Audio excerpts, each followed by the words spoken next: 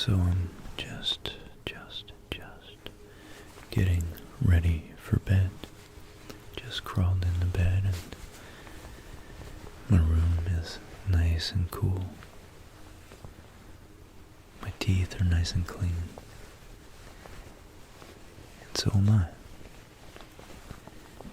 And I wanted to share with you some beautiful facts. Some of the most interesting, most amazing, inspiring, awful, maybe terrifying, maybe consoling facts about the universe that we live in. It's immense, perhaps infinitely so, and we only see a small portion. The part of it that light has been able to so far traverse. But I know you, just like me, are inspired and amazed. And let's just zone out and let's put aside any worries of the day tonight. And let's just drift into the cosmos of our mind as we think about the celestial phenomena out there.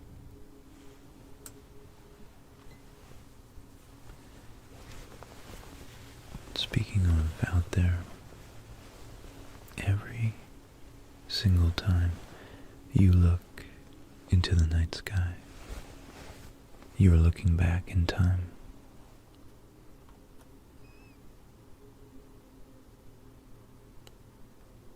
The nearest star to us is four light years away. So that's 4 years into the past. Most of the universe is over 2 million years old for us. 2 million is the age we're looking at Andromeda at.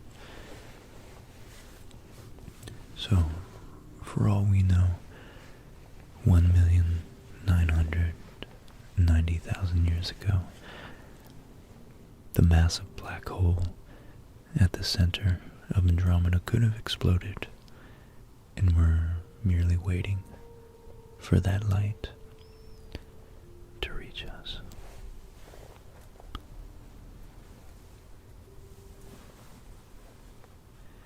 And in fact, using the miracle of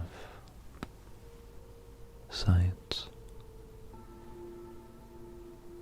the really atypical invention of science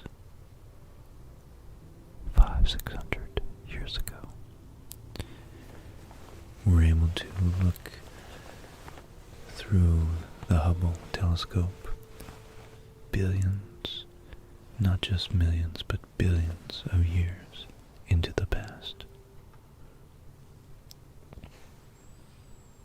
And if we look far enough back,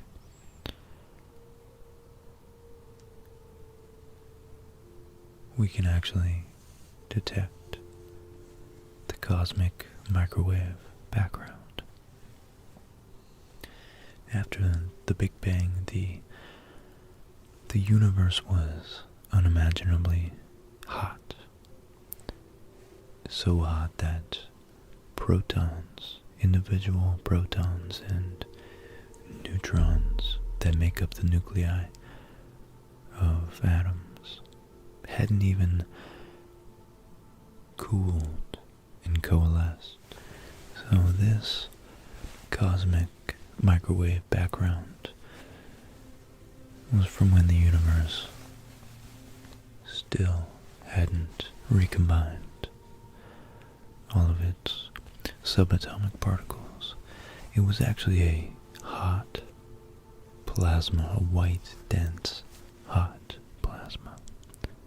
This plasma was filled with a uniform glow. was like a white hot fog. And as the universe expanded, both the plasma and the radiation filling it grew colder.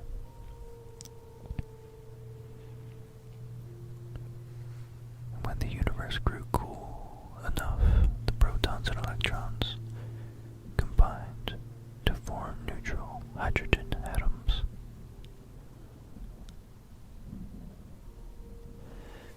But unlike the uncombined protons and electrons, these newly conceived atoms could not absorb the thermal radiation, and so the universe became transparent instead of an opaque fog.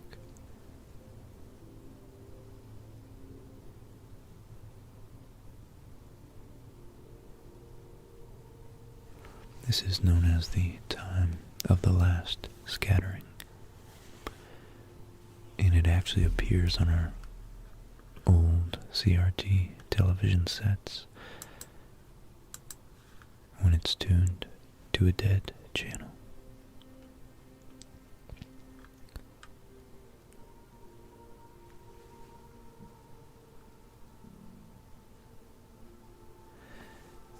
Another interesting thing is astronomers have actually discovered the largest known diamond in our galaxy.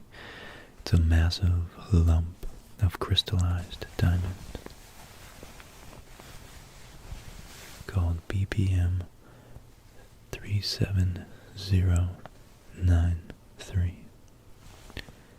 They named it Lucy after the Beatles song Lucy in the Sky with Diamonds. It's found 50 light years away in the constellation Centaurus. It's about 25,000 miles across.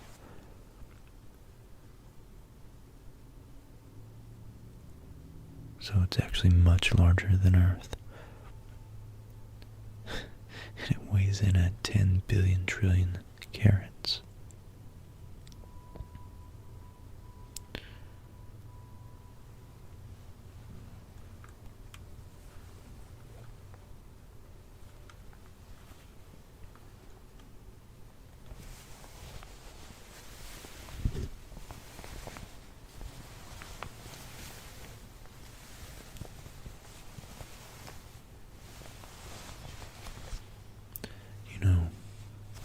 We spin, electrons spin,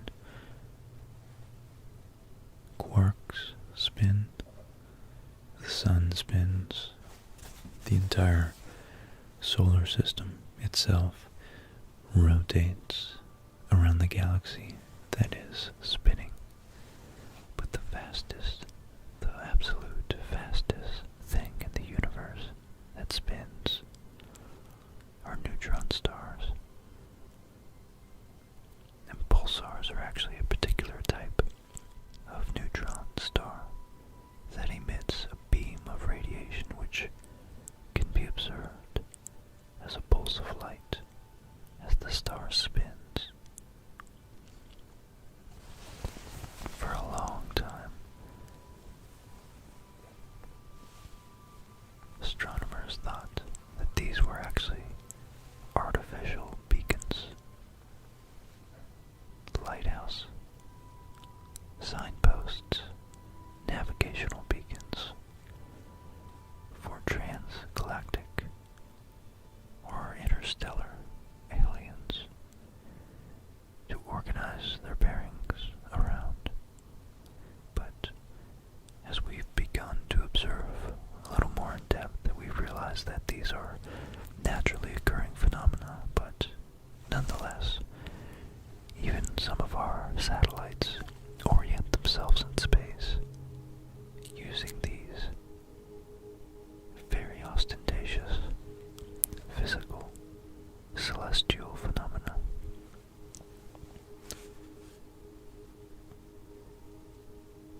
In fact, the fastest spinning of these pulsars, which has on its equator spinning at 24% of the speed of light. God, that translates to 70,000 kilometers per second.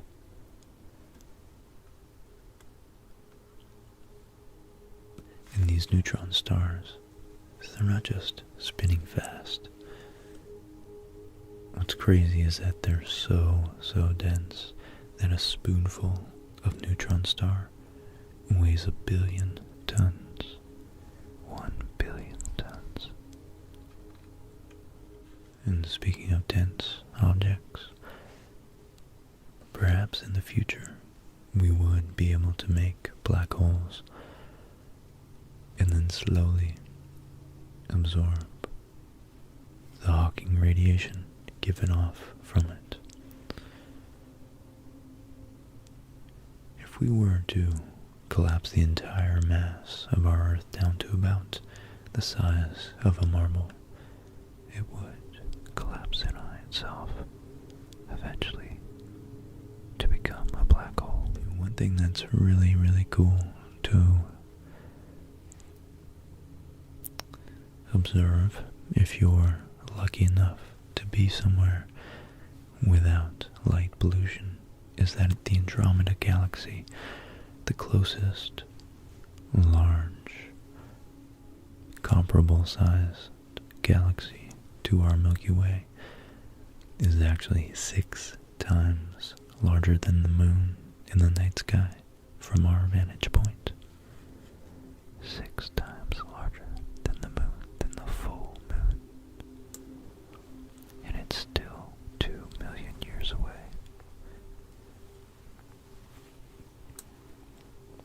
And what are galaxies but matter formed in the local pockets of really, really, really dense gravitational fields we call stars.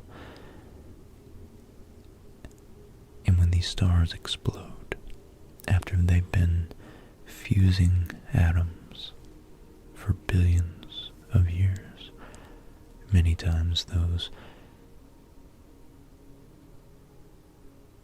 regurgitating, those compellingly large explosions, they spark, they initiate the collapse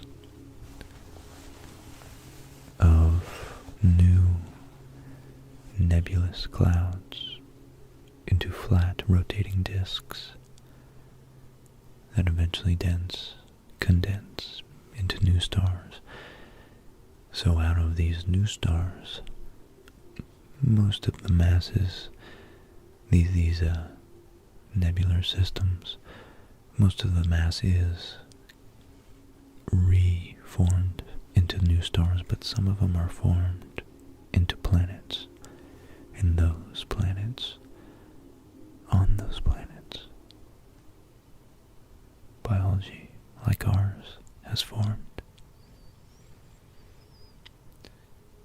And because the universe initially formed the most rudimentary element, which was hydrogen and helium, both with 1 and 2 protons in their nuclei respectively,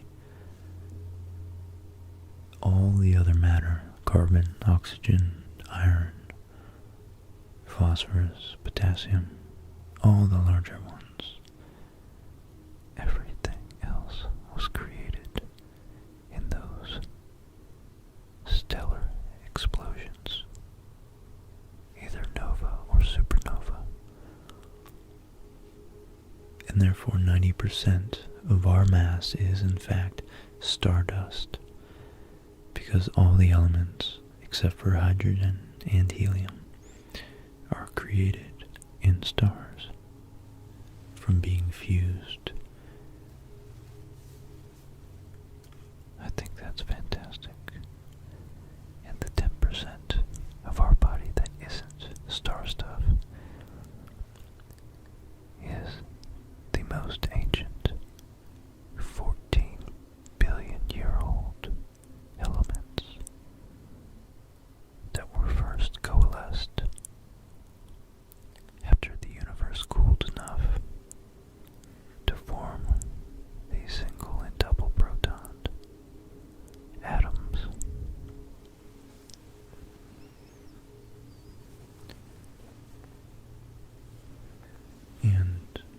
pretty, God, it's really just majestic to imagine that there will be a time, maybe 100,000 billion years from now, like 100 trillion years from now, that our universe will be so evolved and will have used up most of its material and matter in our stellar fusions. And so right now we're actually in a very special, very unique, very creative, chaotic, yet creative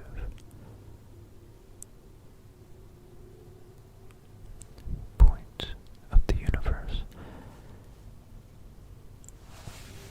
Stars are being formed every day, and some astronomers' best estimates say that nearly 270 million stars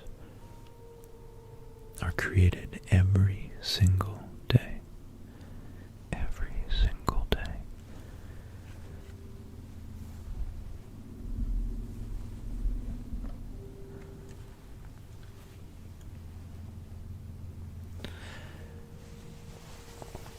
And that's why there's so many stars in our Milky Way.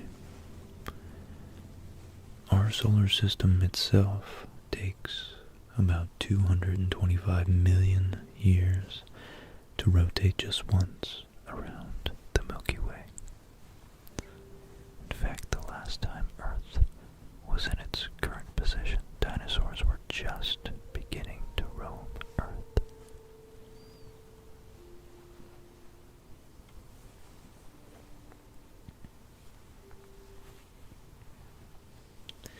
We always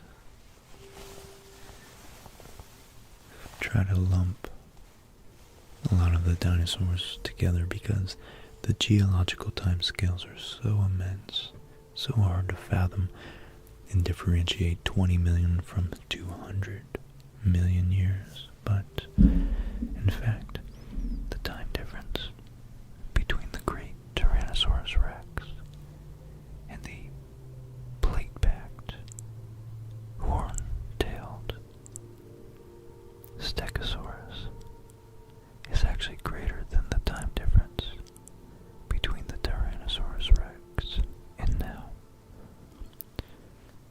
So these two animals never actually lived together.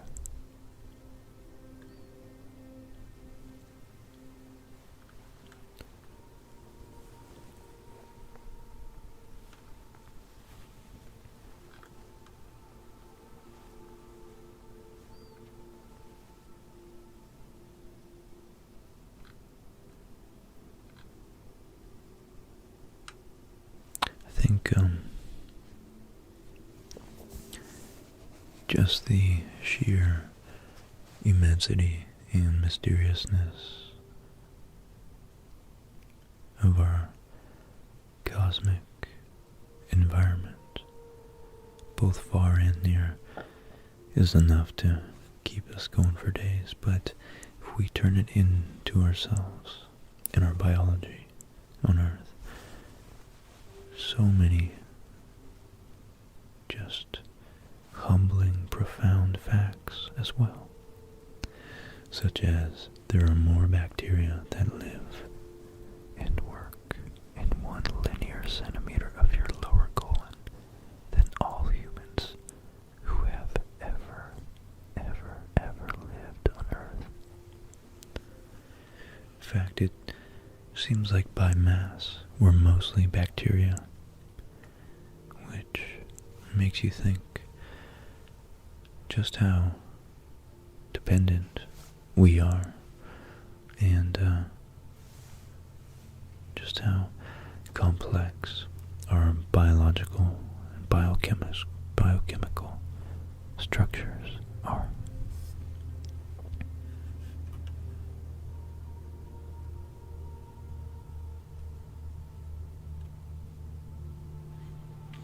Some scientists have discovered or have tried to perceive what it would be like and how space-time would be warped from being right near a black hole.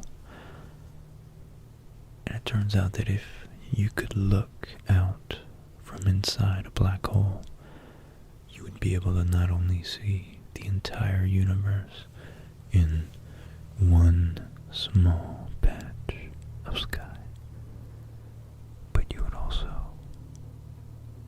see the own back of your head.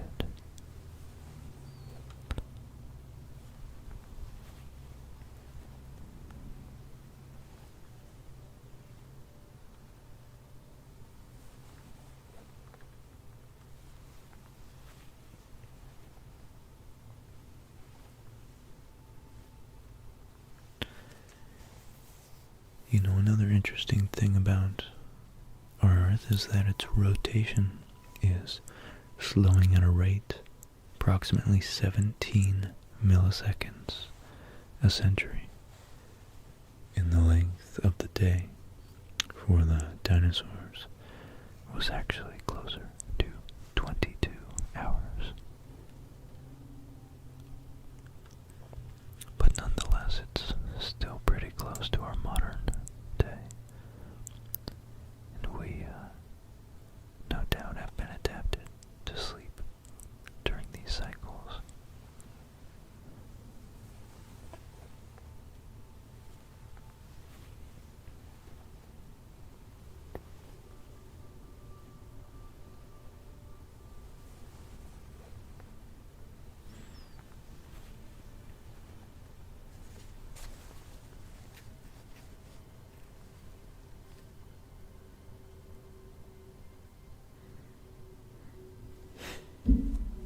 Here's a fact. A funny fact about time.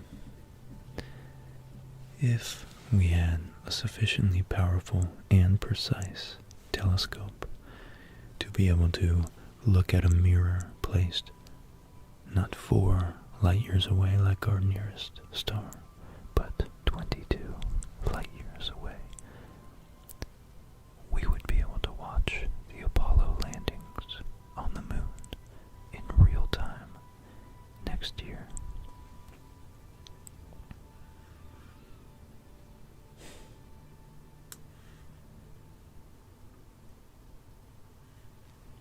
Sorry, in 2014. That would have been 44 years after the 1969 moon landing.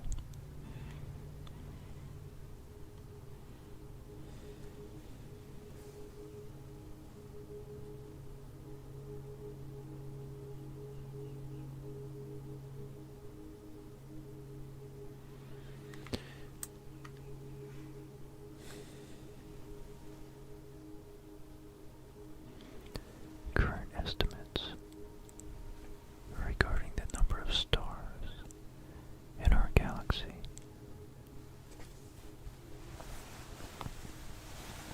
are up to 4 billion stars and up to 50 billion planets. So if even 1% of those are in the Goldilocks zone, there's possibly over 500 million planets. 500 million planets in our galaxy alone capable of supporting life.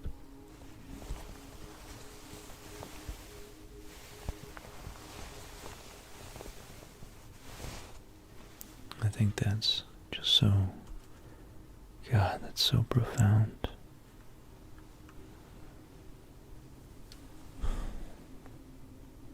Wow.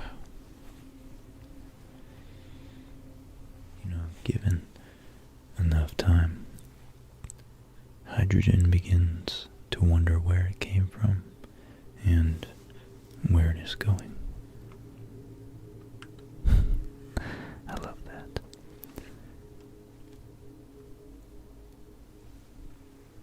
If you really want a large perspective on yourself, you're currently on a 4.5 billion year old spaceship. A self-sufficient, organic, complex spaceship.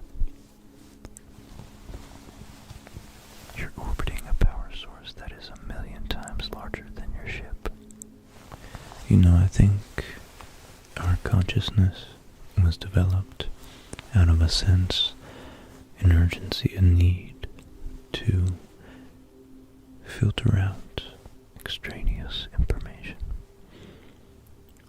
And we are able to hyper-focus on the things that matter, like our social groups, and taking care of our families, and hunting, and then perhaps using tools, and the abstract concept of tools slowly evolved. All that's to say that we can't possibly conceive of everything in the universe, but we're doing a pretty darn good job of it so far.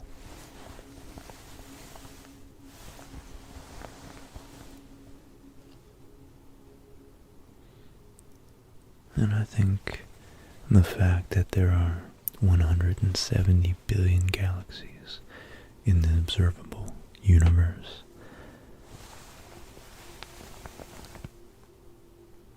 lends some credibility to the one of the things we can perceive is that there may very well be much more life out there.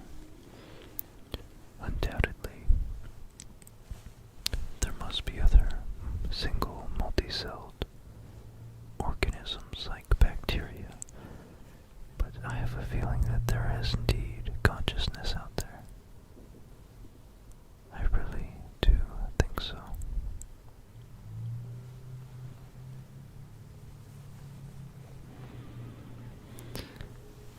Because the universe, as entropic as it is, gravity is counteracting the entropy and coalescing matter, joining it together. And there's very interesting things like our brains that have evolved, and they've evolved to such an extent that they're able to think about how they've evolved. And in fact, the human brain is the most complex object in the known universe, with 100 billion neurons.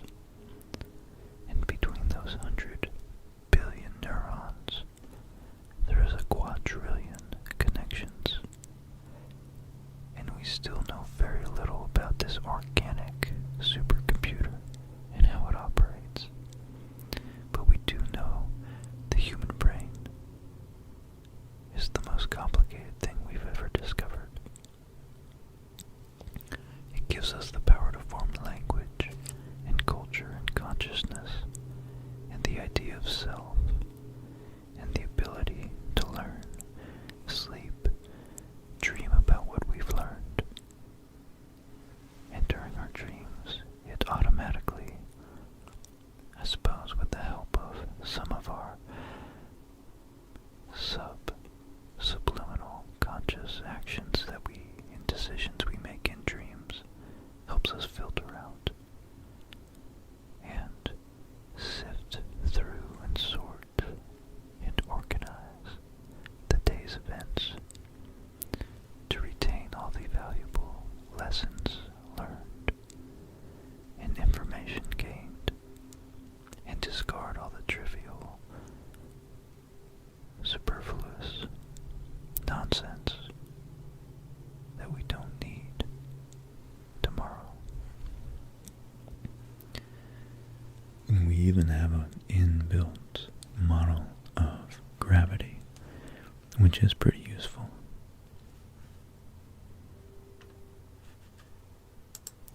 Now this whole time, as far as I know, I'm gonna edit this so that you've been looking at the Voyager spacecraft record. In the Voyager spacecraft, well, there's actually two. And NASA engineers actually considered more than 10,000 possible trajectories for these spacecraft, because this is our first attempt to reach out into the unknown and try our best to put our best foot forward and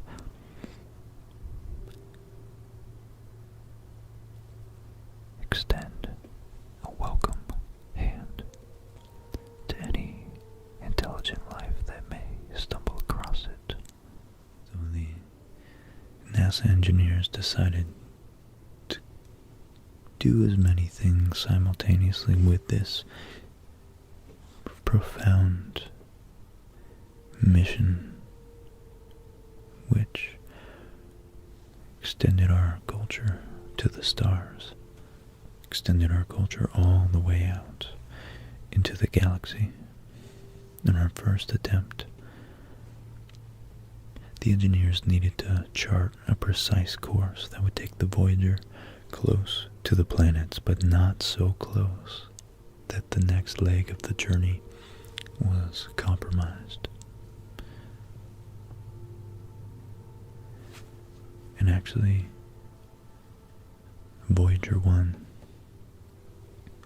was able to fly close enough to Saturn and Jupiter and still be propelled towards interstellar space.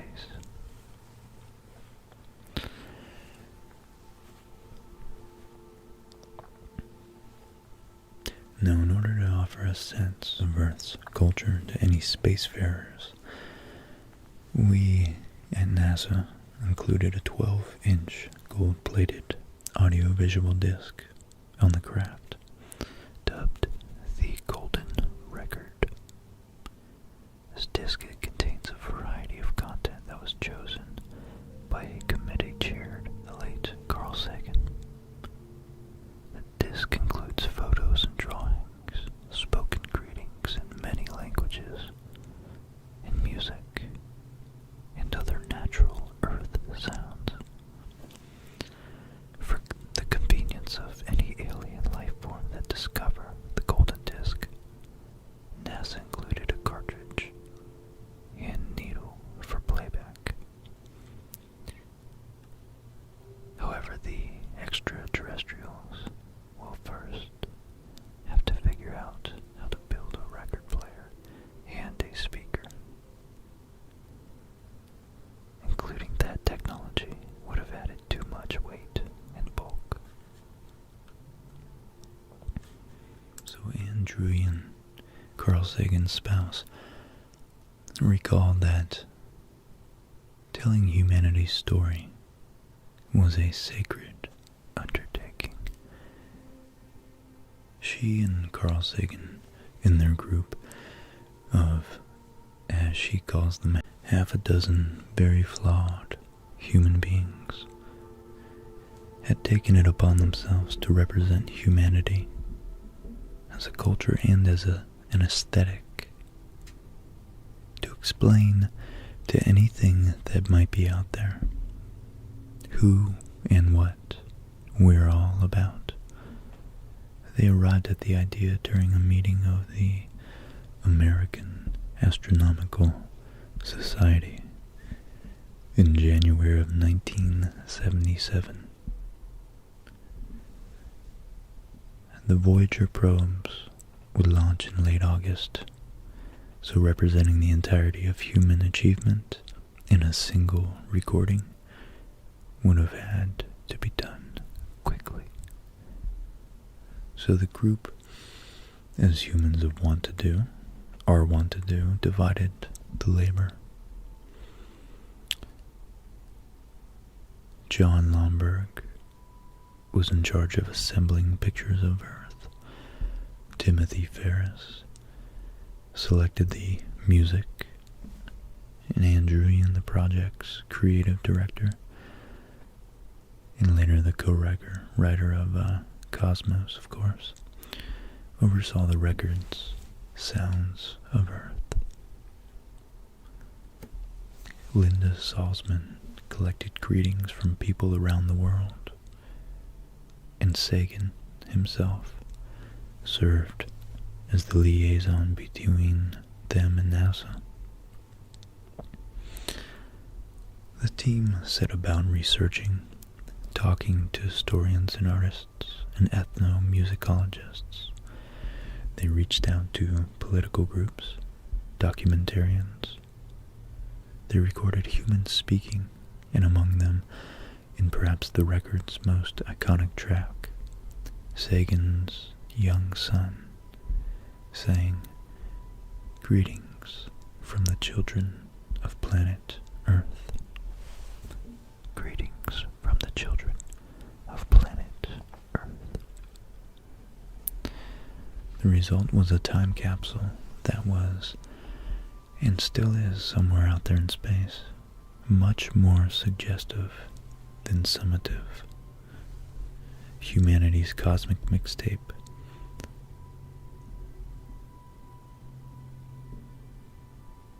It's blasted from Earth in 1977 with the Voyager spacecraft. The record shares the tweetings of birds, the calls of humpback whales, and the hootings of chimpanzees. It includes Salzman's work spoken.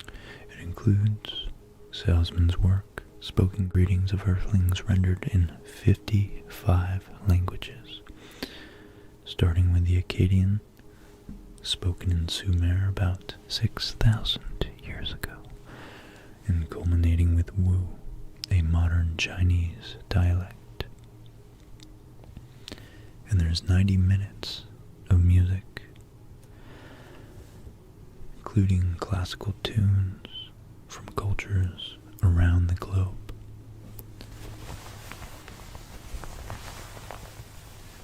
And this includes the first 2 bars of Beethoven's String Quartet, which sounds like this.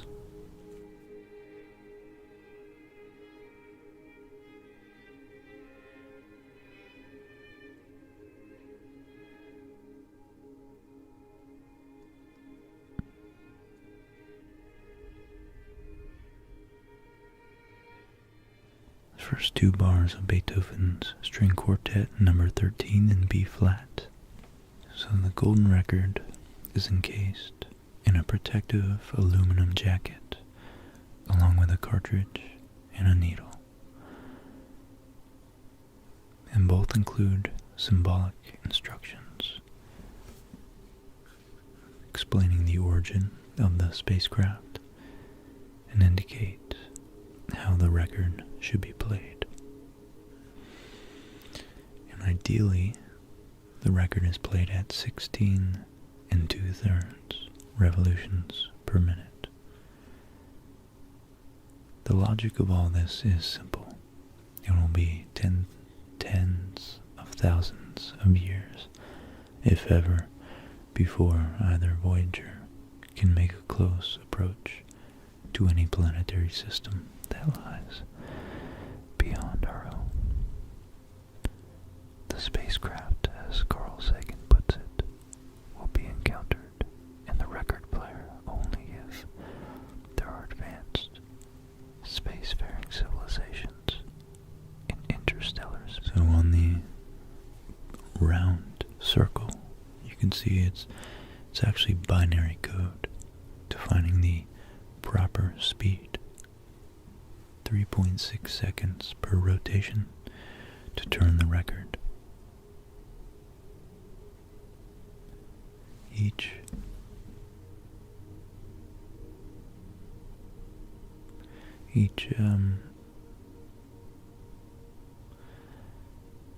radial line stands for a 1. Each circumferential line, or horizontal looking line, stands for a 0.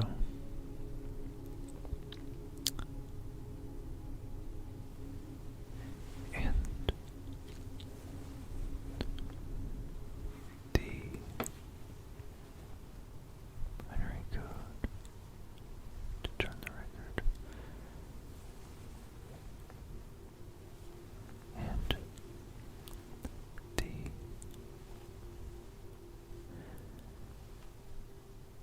time period associated with the fundamental transition of the hydrogen atom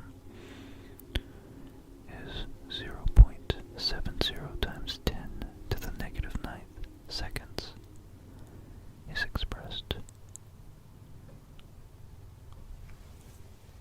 And there we can see the outline of the stylus to play the record as well. And just to be clear, they included an elevation view of the cartridge, a kind of profile view.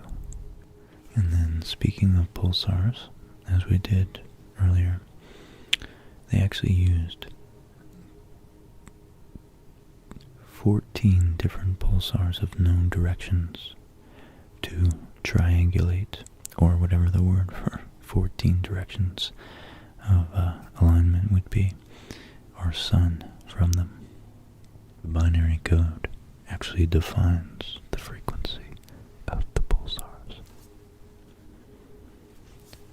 And then on the right, or the part I'm looking at, the one that looks more like a heartbeat diagram, whatever, the cardiac graph, is the general appearance of waveform of video signals found on the recording. And the binary code tells of the time scan about 8 milliseconds.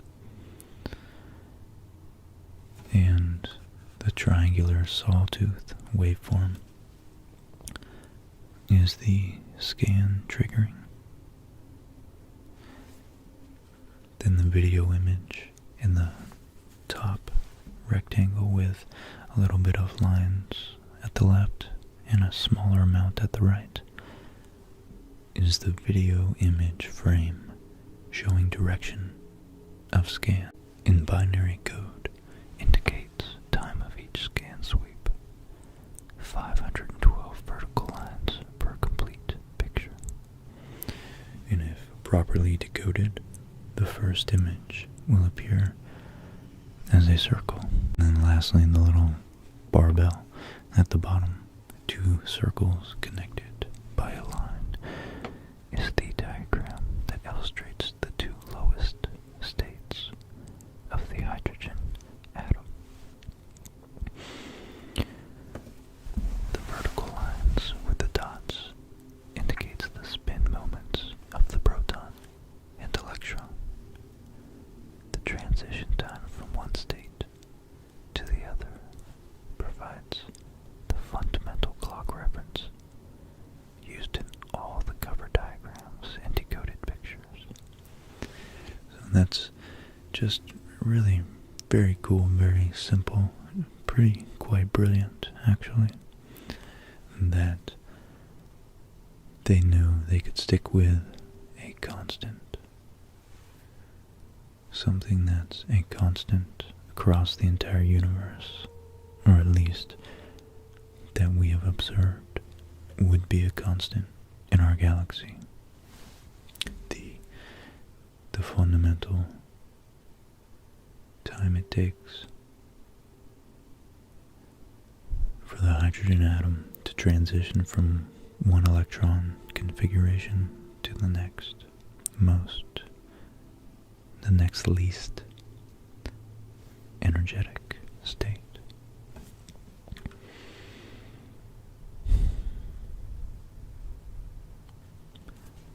So the golden record carries more than English words. They carry our culture, and they carry the transcendent aspects of human existence. The art, the beauty, the ache, the joy. They offer what we have and what we are up to,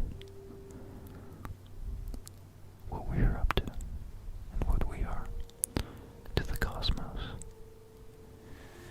to anyone who might call the same space home. Jimmy Carter's soundbite put it nicely. This is a present from a small distant world, a token of our sounds, our science, our images, our music, our thoughts, and our feelings. We are attempting to survive our time so that we may live into yours. Wow, it's beautiful to literally speak to the future. And I'm gonna leave it there. I don't think I could do any better than that. And I hope you guys are feeling nice and relaxed. I hope this really centered your sense of being and sense of self and sense of place and time and space. We are in a vast, mysterious cosmos, but we have each other, we have our history, and there's so much of it to explore and so many shelves of books to read through. As Nietzsche put it, the human life is packed with so much to explore that even hundreds of years still wouldn't yield boredom. And I think that's true. I think